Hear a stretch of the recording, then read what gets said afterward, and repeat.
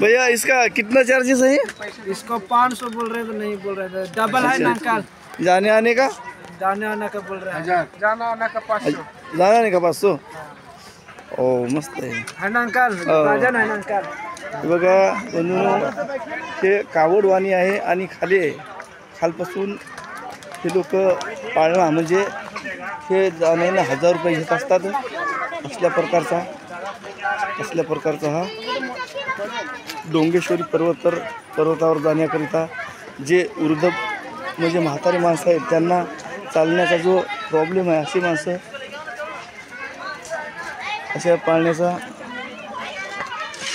वापर करतात आणि 1000 रुपये त्यांना देतात. असल्या प्रकारचा हा डोंगेश्वरी पर्वत आहे. या डोंगेश्वरी पर्वतामध्ये महाकारुण्य तथागत गौतम बुद्ध होण्याच्या अगोदर सिद्धार्थ गौतम यांनी असे एकदम खडतर प्रकारे तपश्चर्या केली. असा तो हा डोंगेश्वरी पर्वत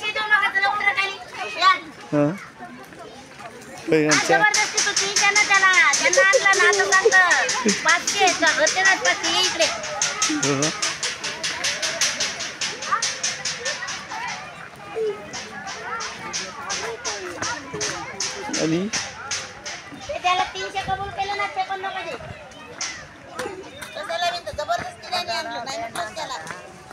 असा डोंगेश्वरी पर्वत त्या काळी असा रस्ते नव्हते.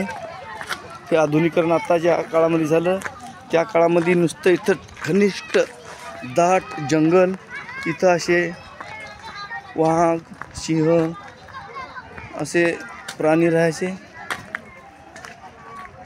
विविध प्रकारचे प्राणी, साप सर्प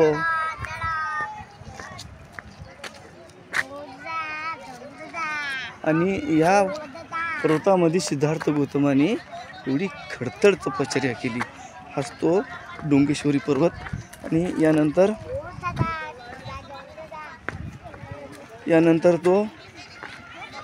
यानंतर सिद्धार्थ गौतम कुठे गेले? निरंजना नदीच्या काठी. ते मी दाखवणारच आहो.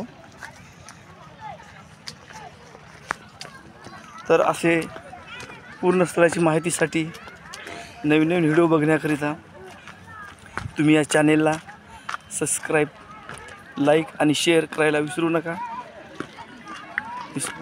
मी संतोष वाडवे, बौद्धाचार्य, भारतीय बौद्ध महासभा, नवी मुंबई जिल्हा अंतर्गत येणारी वार्ड शाखा करावीगाव या भारतीय बौद्ध महासभेचा शाखेचा सरचिटणीस. जय भीम, नमो बुद्धाय.